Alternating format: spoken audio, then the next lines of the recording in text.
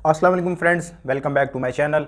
उम्मीद करता हूँ आप सब लोग खैरियत से होंगे और आप लोगों का बहुत बहुत शुक्रिया, स्पेशली उन लोगों का जो मुझसे कनेक्टेड हैं, जिन्होंने मुझे सब्सक्राइब कर लिया है। अच्छा, तो टॉपिक आप लोगों ने देख लिया होगा थंबनेल से, तो कहानी को आगे बढ़ाते हैं। ये बात है 2020 की, जब सब कुछ नॉर्मल चल रहा था। थोड़ी बहुत शिकायतें हमें थी पड़ी करीम से, उबर से, लेकिन ओवरऑल हम लोग हैप्पी थे और जो भी चलाने वाले थे वो सेटिस्फाई थे अपनी इनकम से। तो जब 2020 आया, जहाँ पे जब लॉकडाउन लगा, जहाँ पे जो बाकी सारी इंडस्ट्री या बाकी सारी सर्विसेज इफ़ेक्ट हुई, वहीं पे करीम को भी काफ़ी इफ़ेक्ट किया लॉकडाउन ने। तो जो फर्स्ट स्टेप लिया करीम उबर ने, उन्होंने जो बोनसेस थे उनके वो ज़ीरो कर दिए। अब ये काफ़ी परेशान कुन बात इसलिए भी थी क्योंकि पाकिस्तान में जो सिचुएशन थी इनकी अर्निंग्स की, जो बोनसेस थे वो एक अर्निंग का बेसिक पार्ट बन गए थे, वो कोई एक्स्ट्रा इनकम नहीं थी। हम लोग बोनसेस के मुताबिक ही अपनी इनकम को प्लान कर रहे थे। तो जब बोनस का एक बहुत बड़ा हिस्सा कट ऑफ हुआ, बल्कि बोनस जब कट ऑफ हुए तो जो इनकम का बहुत बड़ा हिस्सा था वो हमारा ज़ीरो हो गया। उसके बाद नॉर्मली सारा कुछ उसी इनकम में से करना था जो राइड की इनकम बनती थी। तो अच्छा, तो हमें यही लगा उस टाइम कि नॉर्मली ये लॉकडाउन की वजह से जैसे ही कोरोना ख़त्म होगा तो ये दोबारा बहाल हो जाएंगे बोनसेस।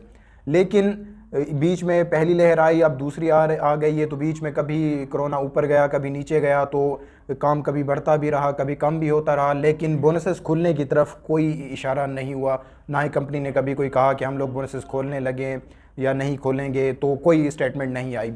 तो अभी तक हमें नॉर्मली यही लग रहा है कि जो बोनसेस की बंदिश है वो कोरोना की वजह से हुई है। लेकिन फ्रेंड्स, यहाँ पे मैं आप लोगों को एक बात बताता चलूँ कि ये जो बोनसेस बंद हुए हैं ये कोरोना की वजह से हरगिज़ बंद नहीं हुए हैं। क्योंकि कोरोना से पहले आप लोगों ने एक और अपडेट के बारे में सुना होगा कि जो ऊबर थी उसने करीम को 3.2 बिलियन डॉलर्स में परचेज़ कर लिया है। तो नॉर्मली ये जो कॉर्पोरेट कल्चर है, इसमें जो एक बड़ी कंपनी जो उसकी सबऑर्डिनेट या उसकी वो तो अब सबऑर्डिनेट बन गई, जो अपने से नेक्स्ट जो छोटी कंपनी होती है उसे जो परचेज़ करती है, तो उसका बेसिक जो पर्पज़ होता है वो होता है कंपटीशन को किल करना।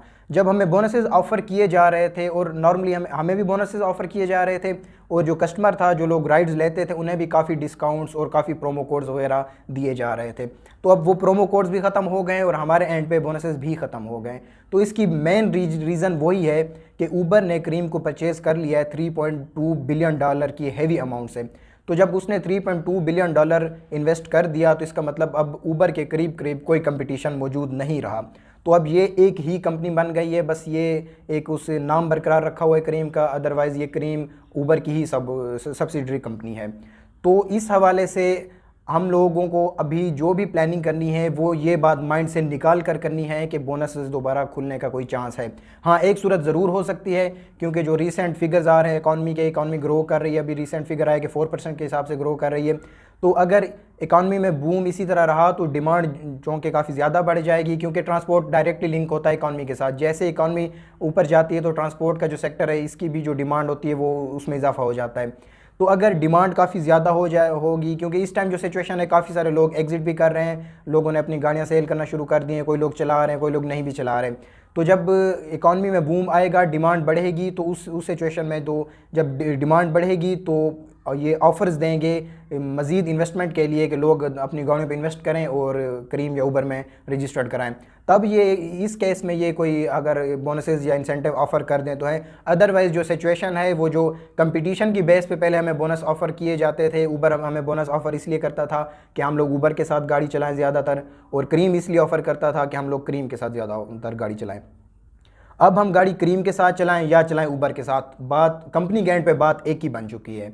तो इसीलिए अब बोनसेस खुलने का ये जो चांस है ये बहुत कम लग रहा है। कंपटीशन की वजह से तो बोनस खुलने का चांस नहीं रहा। अब या कोई और ऐसी बड़ी कंपनी ग्रो कर जाए, जिस तरह हसल है या ये रिसेंट बुराक आई हुई है, ओयला है, तो ये अगर ग्रो कर जाए और कंपटीशन बन जाए तब कोई चांस बन जाए तो है। अदरवाइज़ ये नॉर्मल सिचुएशन में बोनसेस खुलने का कोई चांस मौजूद नहीं है। तो बस ये थी एक अपडेट जो मुझे समझ आती है, क्योंकि मैं थोड़ा सा कॉर्पोरेट कल्चर से लिंक भी हूँ, मैंने स्टडी बिजनेस फील्ड में ही की हुई है।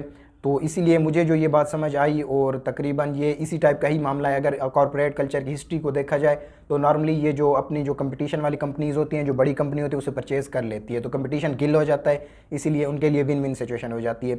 अब कस्टमर ऊबर का ही है, अब जो चलाने वाले हैं वो भी ऊबर के साथ गाड़ी चला रहे हैं इनडायरेक्टली, और जो कस्टमर राइड बुक करा रहा है वो भी ऊबर का ही कस्टमर है।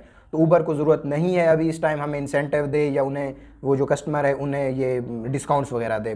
तो अभी के लिए आप लोग इस चीज़ को भूल जाएं। अगर अदरवाइज़ आप प्लान कर सकते हैं, वैसे बोनसेस के बगैर गाड़ी चला सकते हैं तो चलाएं। एक चांस ज़रूर है, खुल ज़रूर जाएंगे, लेकिन वो चांस बहुत कम है। वो उस सिचुएशन में है कि वो जो मैंने ऑलरेडी आप लोगों को बताया कि इकॉनमी बूम करे वगैरह वगैरह।